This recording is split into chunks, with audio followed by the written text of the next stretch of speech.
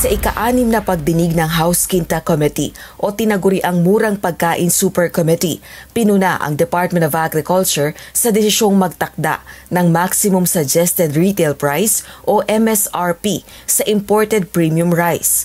Layo nitong mapababa ang presyo ng bigas.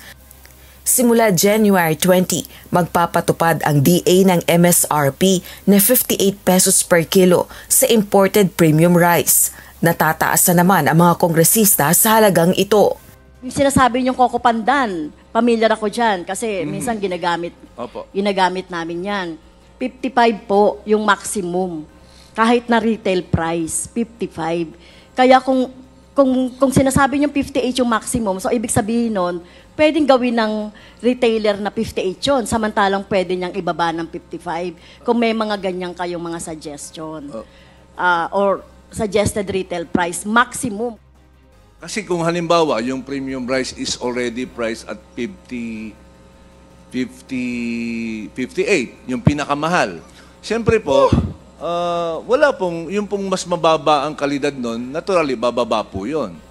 Kasi otherwise, bibili ako ng 58 na premium. I mean, that's how the market will play. Taas pa niya. Sir, and then, kasi nga, ang option natin 56, is to... alam mo, ilan magugutom? But sir, that's for the premium rice. Therefore, ang theory po, sir, is pag meron ng cup yung premium, susunod yung nando sa regular meal, bababa rin yun. There's so many types of rice. So nakakalito, what is premium and what is well-milled and what is, like you said, other unscrupulous retailers and traders hinahalo, di ba? So because of that, hindi malinaw, maghahalo-halo na ngayon ng presyo at maghahalo-halo na ngayon ng types of rice. Napakaraming retailers at napakaraming type of... Suwestyon naman ng mga kongresista, magpatupad na rin ang maximum suggested retail price sa iba pang uri ng bigas at hindi lang sa premium rice. Samantala, ayon sa Department of Trade and Industry o DTI na bahagi ng National Price Coordinating Council o NPCC, pinag-aaralan na ng konseho kung mayroong extraordinary na pagtaas sa presyo ng bigas sa bansa upang bigyang daan ang kalihim ng Department of Agriculture na makapagdeklara ng food security emergency.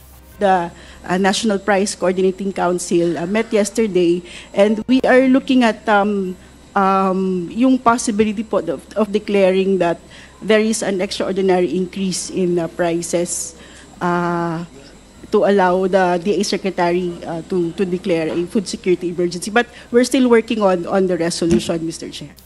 Sa ulat ng Philippine Statistics Authority o PSA, 48.81 pesos kada kilo ang regular milled rice. Samantalang 20.70 pesos kada kilo ang farm gate price na ipinagtataka ng House Quinta-Com. Taas pa rin. Nakabili ako kasi December, talagang I was able to buy at 37. This is, to me, a conundrum. I don't know how to explain this. Nanghihingi na rin ng mga kongresista ng supply chain analysis sa mga kinauukulang ahensya ng pamahalaan. Sinisilip ng mga mambabatas ang patong-patong na presyo sa bigas bago mapunta sa mga consumer. As expressed earlier by one of the rice importers in the previous meetings, sabi po nila na sila po ay... ang mga importers will make a markup of about 2 pesos. It will be passed on to a wholesaler, again, with a markup of 2 pesos. Passed on to a dealer na meron pong markup na another 2 pesos. And the retailers, pumapatong po ng 5 pesos. So napakalaki po so halos 11 pesos na po mula sa wholesale price. Yung sa pagpapa-exit po nung sa value chain, yes po, we agree na it will down to the benefit of consumers. Rosa Licoz, UNTV News and Rescue. Diyos ang aming sandigan, serbisyo publiko ang aming pinahahalagahan.